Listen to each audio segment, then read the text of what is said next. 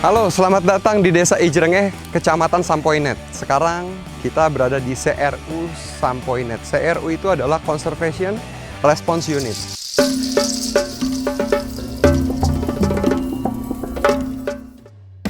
Wah, udah ada gajah-gajah bersahabat menanti Kak Ciko nih. Pada sayang sama Kak Ciko tuh. Gajah-gajah ini yang dirawat oleh para mahut. Dan ini gajah siapa namanya? Halo. Dan juga Isabella. Dan mereka ini adalah gajah jinak yang dirawat sama mahut. Dan buat apa sih para mahut ini merawat para gajah ini? Yang pertama adalah untuk menghindari konflik. Biasanya kalau ketika konflik datang, nah gajah-gajah inilah fungsinya untuk mengusir gajah liar yang datang ke pemukiman penduduk. Jadi sedikit informasi, gajah-gajah ini bukan sengaja dijinakkan, tapi sebenarnya gajah-gajah ini ditampung dari pusat pelatihan gajah ya, yang sekarang sudah tidak boleh.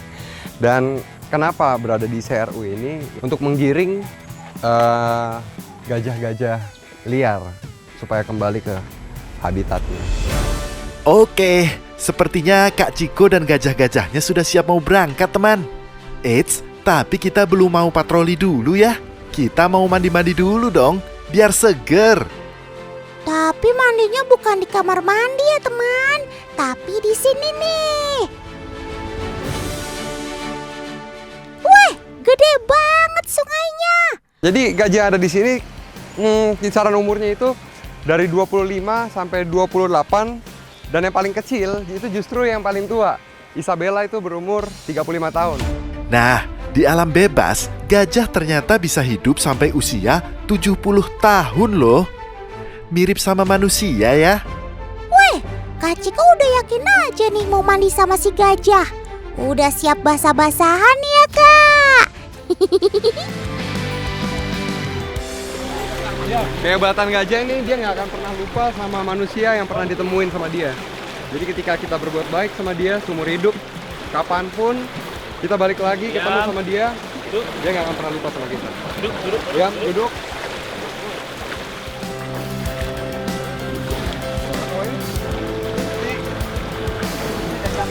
Jadi ketika kita mandiin gajah, yang paling harus diperhatikan adalah kita harus bersihkan indera-inderanya seperti belalainya.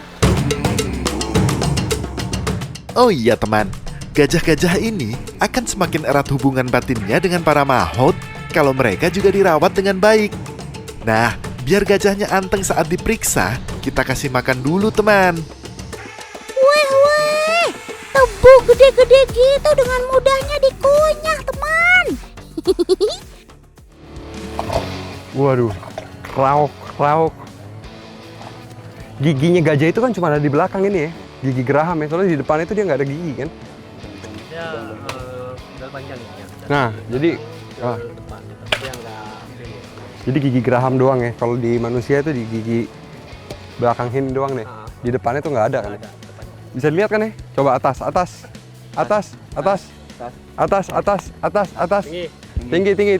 Tinggi. Nah, pinter dia kayak manusia. Disuruh A aja mau. Oh iya teman, tidak seperti kebanyakan mamalia yang memiliki gigi susu kemudian diganti oleh gigi dewasa permanen.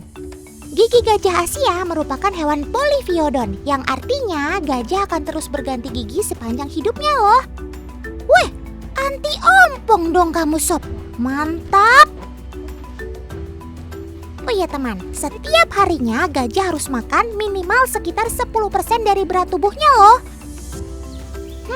Jika Joanna memiliki berat sekitar 2,4 ton, artinya dia harus makan sekitar 240 kilogram loh. Wih, banyak juga makan kamu sob. Oke sob, sekarang waktunya periksa kuku. Jadi meski perkasa dan raksasa begini, gajah akan sangat menderita kalau kakinya terluka teman. Makanya pemeriksaan seperti ini wajib rutin dilakukan. Kukunya ini kadang suka terselip daun atau ranting gitu teman. Oke, potong kuku dan periksa telapak, cek. Kamu otak nyatakan sehat dan siap bertugas sob.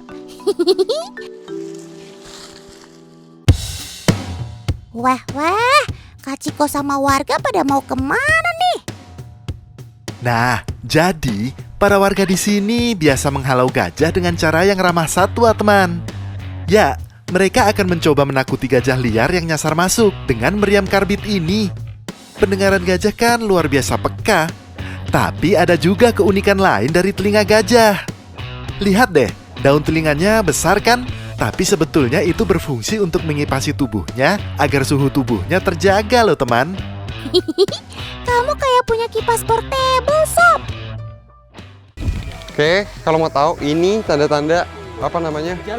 Jalur gajah. Gajah yang biasa dilalui. Iya, jalur gajah yang biasa dilalui. Kita bisa lewati ini, jalurnya tetap bersih deh. Iya, jalur tetap bersih. Wah, letusannya sudah terdengar, teman. Itu artinya ada warga yang sudah berpapasan jarak dekat dengan gajah liarnya dan mencoba menghalau.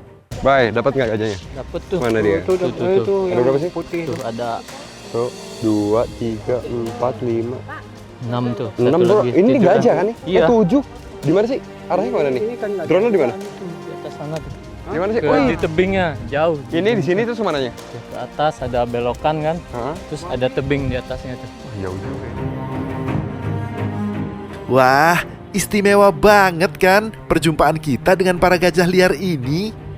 Semoga kita bisa berbagi ruang dan tidak ada lagi konflik manusia dengan gajah-gajah liar ini ya.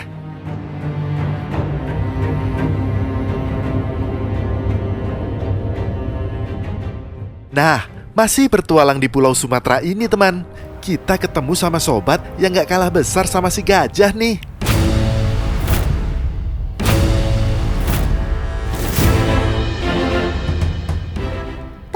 Sudah siap berpetualang bersama Kadion Wiyoko? Let's go!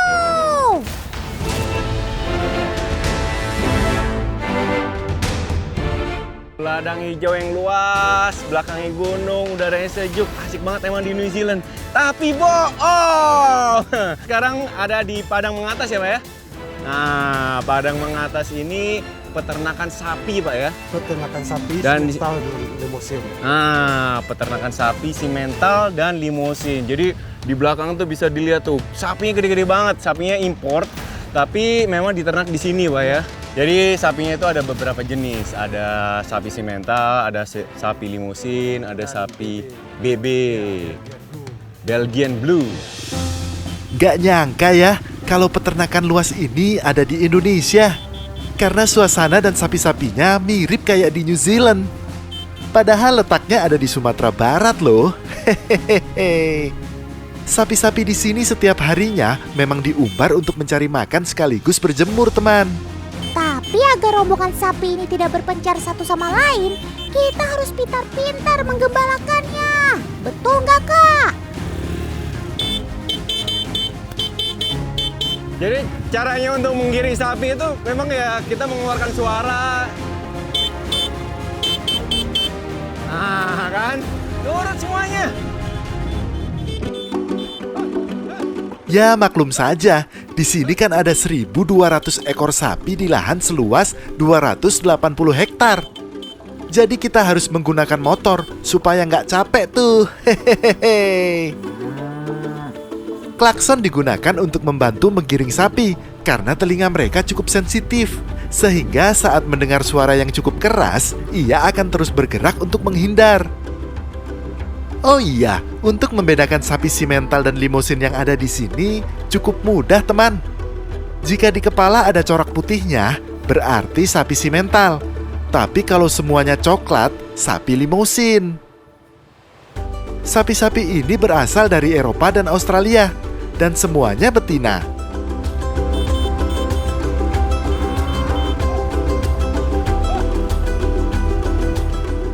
Ini lucu banget nih. Ini sapi BB nih yang putih nih. Belgian Blue. Woi, hey. Untuk menandakan sapi, biasanya identitas mereka ada di telinganya, teman. Mulai dari urutan kelahiran, sampai bulan, dan tahun lahirnya. Oh iya, 040219. Keempat bulan Februari 2019. Wah, ngerti. Jadi dua angka terdepan itu urutan dalam bulan tertentu yang lahir. Misalnya kayak ini, itu bulan Februari, dia urutan keempat yang lahir. Nggak mungkin ditandain harinya ya. Soalnya dalam satu hari itu ada bisa beberapa sapi yang lahir Pak ya. 5 ekor, ada 10. Nah gitu sistemnya. Wah, kalau biasanya lagi trek-trek gini apa Pak? Kalau lagi trek-trek gini biasanya kenapa tuh Pak? Oh haus. Karena asalnya dari negara tropis, saat cuaca terik seperti ini, sapi-sapi ini harus dipindahkan ke tempat yang teduh. Wah, semangat Kak Dion. Walau udara panas, jangan jadikan penghalang. Teman, kebersamaan Kak Dion dengan sapi masih belum selesai. Kalau tadi ikut gembala di padang rumput hijau, sekarang waktunya Kak Dion melihat sapi-sapi ini beraksi.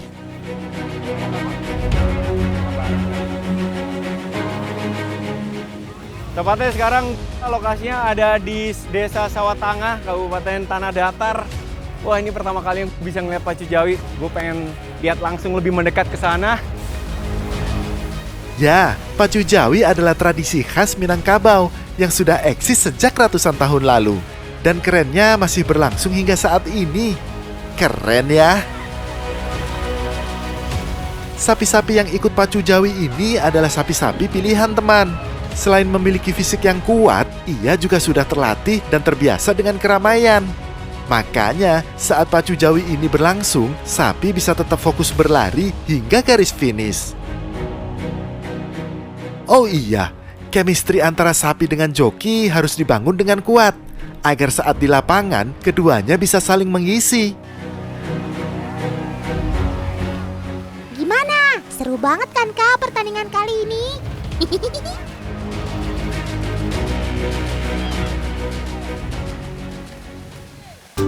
Teman, rupa-rupanya Kak Dion Wiyoko masih penasaran sama si sapi nih. Kali ini ia tertantang untuk ikut menggembala sapi bersama warga lokal. Wah, kalau penggembalanya kayak Kak Dion sih dijamin banyak yang mau ikut tuh. Kegiatan pagi hari paling asik kalau bisa berinteraksi dengan warga lokal.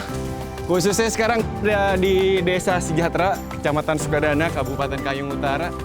Mereka kalau pagi hari memang biasanya menggembala sapi ke satu tempat. Nanti mereka akan memberi makanan, terus juga mandiin sapi juga. Dan ada spesial nih, jamu kuatnya sapi. Wah, itu dia tuh. Teman, sapi memang paling senang kalau diumbar seperti ini. Selain bebas makan, ia juga bisa bergerak ke sana kemari.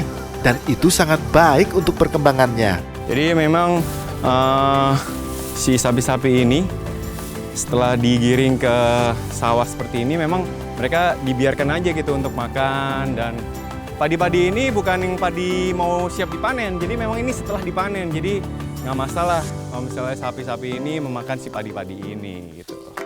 Betul banget tuh Kak Dion, karena jerami merupakan salah satu makanan kesukaan sapi. Selain mengandung banyak serat, jerami juga mengandung protein yang dibutuhkan. Saking doyannya, satu hari ia bisa makan hingga 10 kg jerami loh. Wih. Wah, di sini nih gue ngeliat ada sapi yang paling kecil nih ukurannya nih. Ini nih, ini kayaknya masih bayi. Ini umurnya berapa nih Bang? Ini umurnya sekitar 2 mingguan. 2 minggu, waduh, jadi memang masih baru bayi dan usianya juga masih 2 minggu. Nanti coba mau gendong si bayinya. Wah, lucu dan imut banget sih kamu Sob. Tapi Otan punya pesan nih buat si mama sapi. Jangan meleng ya, karena lengah sedikit, bayi sapi ini bisa-bisa sudah dibawa Kak Dion tuh. Setelah asik merumput, Kak Dion mau memandikan sapi-sapi ini agar penampilannya lebih glowing.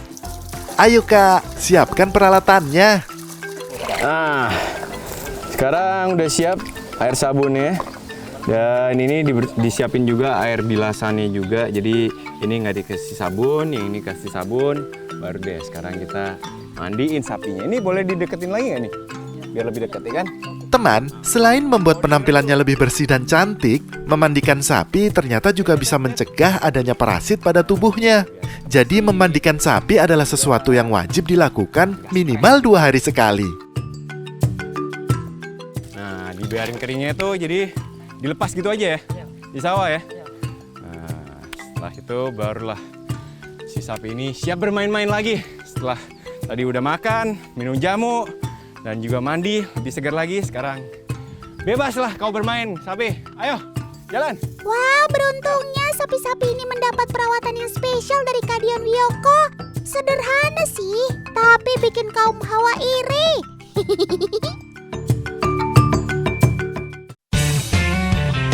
Teman di rumah bisa tebak nggak? Hewan apa itu? Hidupnya di aliran sungai yang bersih begini, teman. Masih belum bisa tebak.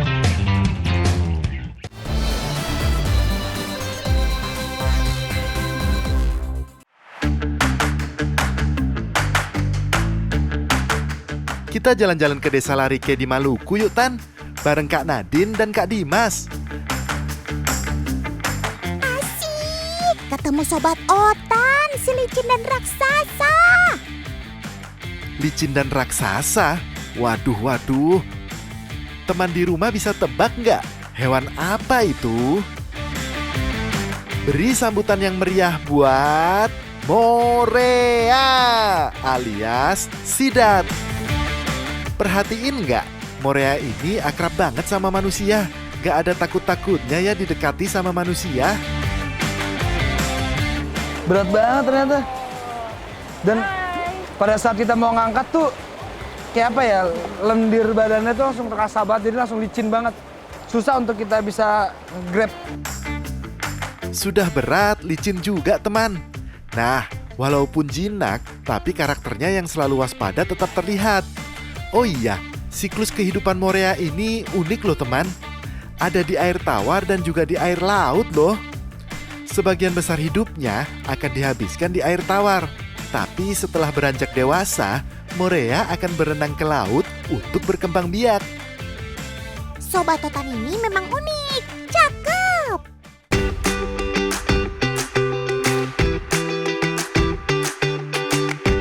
Tuh, beneran raksasa kan tubuhnya? Gimana enggak coba? Lawong makannya aja disediakan sama warga setempat. Enak banget kamu sob, gak kayak Otan harus cari sendiri.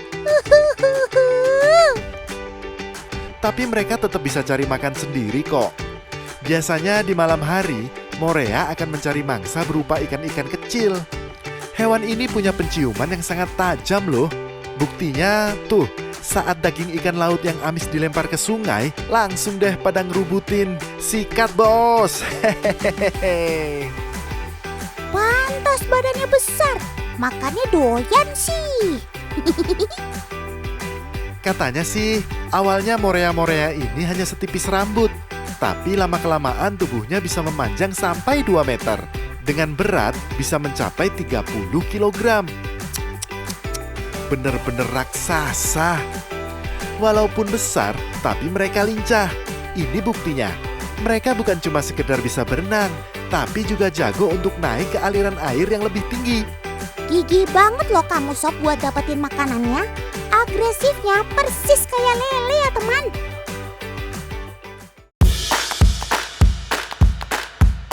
Koleksi boneka Barbie mah sudah biasa. 2024 waktunya koleksi lele Barbie. Bukan tanpa alasan, lele yang satu ini dijuluki Barbie. Lihat aja tuh warna tubuhnya yang pink. Mirip Barbie kan? Hehehe. Lele unik ini cuma bisa kalian jumpai kalau berkunjung ke Jepara, Jawa Tengah. Ingat, hanya di Jepara. Karena cuma Pak Udin, warga Jepara lah yang berhasil mengubah tubuh lele menjadi pink. Kok bisa? Otan tahu. Rahasianya ada di pakannya kan? Betul Tan, indukan lele Barbie ini adalah lele Dumbo yang berwarna hitam. Tapi warna tubuhnya bisa diubah hanya dengan asupan makanan. Bukan pelet, tapi dedaunan yang difermentasi sampai zat klorofilnya hilang dan warna daunnya berubah menjadi oranye. Bukan cuma itu, lele ini juga harus diberi pakan dengan kandungan serat yang tinggi. Alhasil, bim salabim, dari lele hitam jadi berwarna pink deh. Tapi nggak semudah membalikan telapak tangan. Bukan sekali makan langsung berubah teman. Pemberian makanan ini butuh waktu sampai 3 tahun.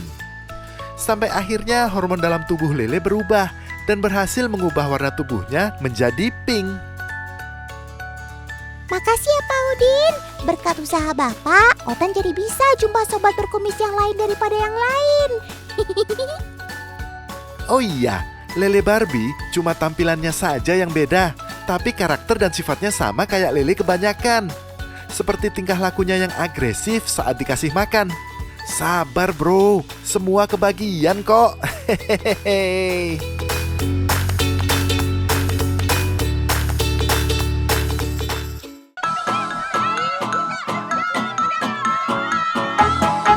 Waduh, seru banget.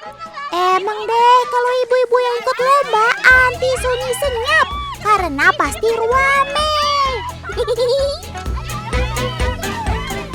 Tapi kalian tahu gak sih ibu-ibu ini lagi lomba apa ya? Sini-sini Otan bisikin.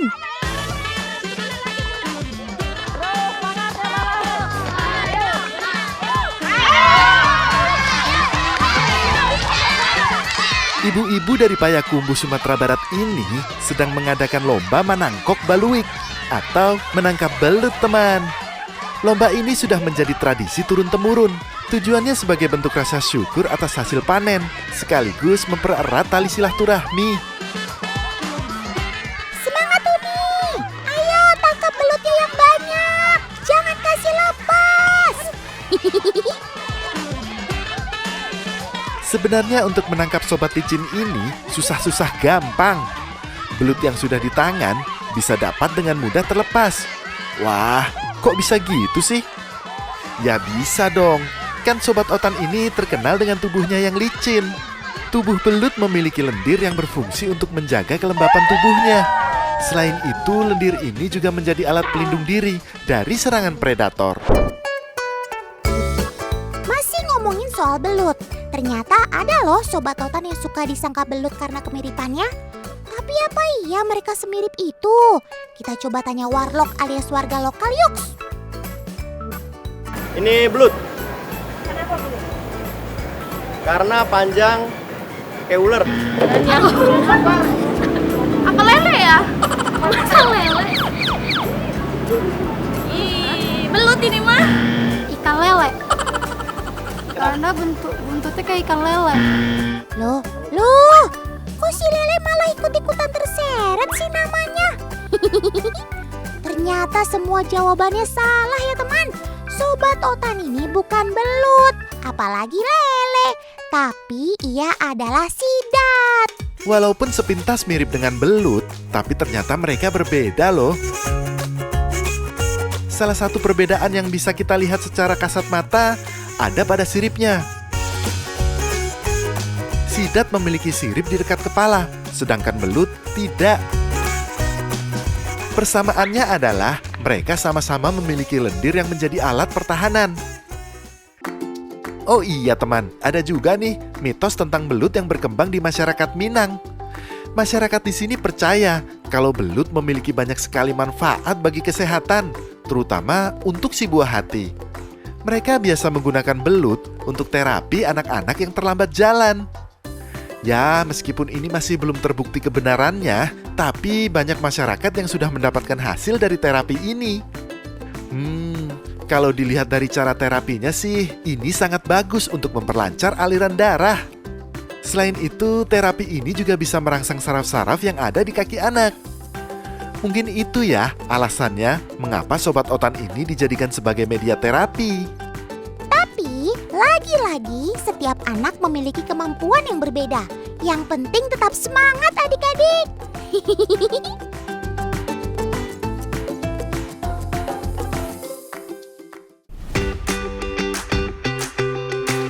Pecinta lele, merapat! Loh, kok kamu berenangnya terbalik sih? Makannya juga jadi terbalik begitu. TV kalian gak rusak kok. Layar ponsel kalian juga gak lagi error. Ini yang namanya lele terbalik, alias upside down catfish. Weh, kok bisa ya? Ya bisa, karena dalam tubuh Sotan ini ada yang namanya gelembung renang. Sebenarnya semua ikan punya gelembung renang, karena organ ini menjaga seekor ikan berenang dengan normal.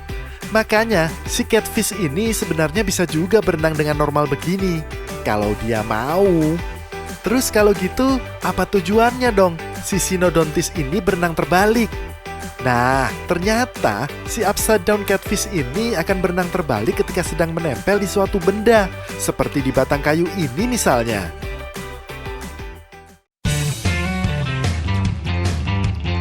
Di dalam stroller ini, isinya memang bukan bayi manusia.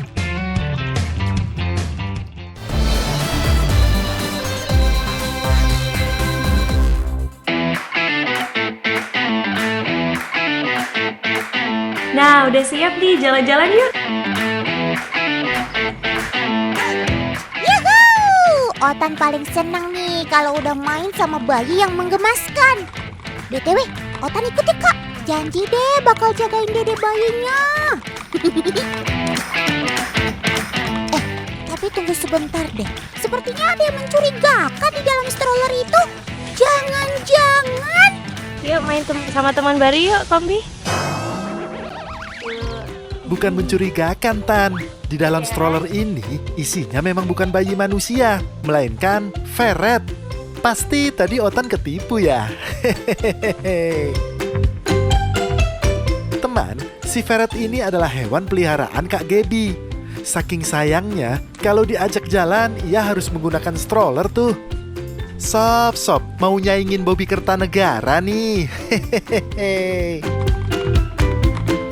Oh iya, stroller yang digunakan ini sangat nyaman kok untuk hewan peliharaan. Jadi nggak perlu khawatir ya. Selain jalan-jalan menggunakan stroller, si ferret juga suka main dengan hewan lain, teman. Seperti anjing ini. Gak usah khawatir, keduanya sudah bersahabat kok. Lihat aja tuh, mereka saling menyayangi kan? Lagi-lagi ini masih di luar Naila Otan nih. Pertama, kok bisa sih jalan-jalan pakai stroller? Kedua, malah sahabatan sama anjing. Gak usah bingung, Tan. Si ferret ini kan hewan peliharaan. Jadi kalau perilakunya kalem kayak gini sudah biasa. Loh, kamu kenapa, Sob? Waduh, kamu keracunan ya? Siapapun, tolong Sobat Otan ini. Tuh kan, makin lama kok makin tak terkendali sih. Sampai-sampai ia menggeliat di tanah. Semoga saja kamu nggak apa-apa ya, Sob. Tenang, Tan. Kita coba lihat kejadian sebelumnya yuk. Tuh kan, ternyata si ferret bukan lagi kesakitan atau keracunan, teman. Tapi ia lagi mengeringkan badannya di rumput setelah mandi. Maklum, keluarga musang ini kan paling gak suka kalau kena air. Jadi kalau habis mandi, begitu deh tingkahnya. Hehehe. Oh iya teman, jika diperhatikan, tubuh si ferret ini lentur banget ya. Ia bisa bergerak ke sana kemari dengan lincahnya. Wah, jangan-jangan dulunya kamu anggota dancer ya, Sob? Hehehe. Oh iya teman, buat kalian yang mau pelihara ferret, gak usah bingung-bingung kalau mau buat mainan untuk mereka. Simple kok, kita cuma butuh paralon seperti ini saja. Nantinya ia akan bermain keluar masuk paralon seperti sedang main petak umpet. Wah, ayo Sob gantian. Sekarang kamu yang cari Otan. Oh iya teman, supaya semakin menantang, kita akan membuat labirin sederhana untuk si ferret. Pasti tantangan ini gak sulit baginya, karena ferret merupakan salah satu hewan yang cerdas dan mudah belajar. Yuk, langsung tancap gas, Sob. Wah, sepertinya ia nampak sedikit kebingungan ya. Teman-teman di rumah, jangan kasih tahu jalan keluarnya ya. Shh. Tuh kan, gak butuh waktu lama. Ia langsung bisa menemukan jalan keluar dengan memilih lubang yang paling besar. Luar biasa, Sob. Otan jadi punya ide usil nih. Gimana jadinya kalau dua lubang paralon kita tutup? Mungkinkah ferret masih bisa keluar dari labirin ini? Oke, semua sudah siap. Mari kita mainkan. Lihat teman, ia mencoba keluar di tempat lubang yang sama. Jadi secara tidak langsung menandakan bahwa si Ferret ini sudah mengingat jalan keluar. Ditambah ada bau juga yang ia tinggalkan. Tidak semudah itu, Ferguson. Pipa putih tempat kamu keluar tadi sudah Otan tutup. Hayo, mau keluar lewat mana kamu?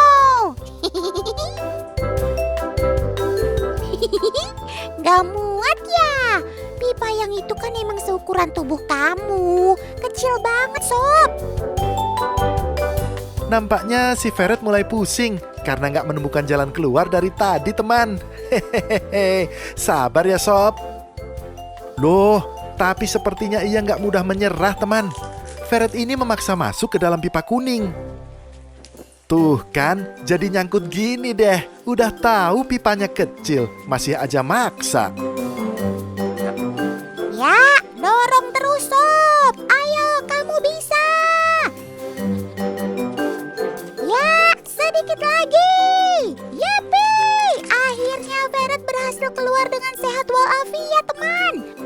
Ternyata tubuh kamu itu memang lentur banget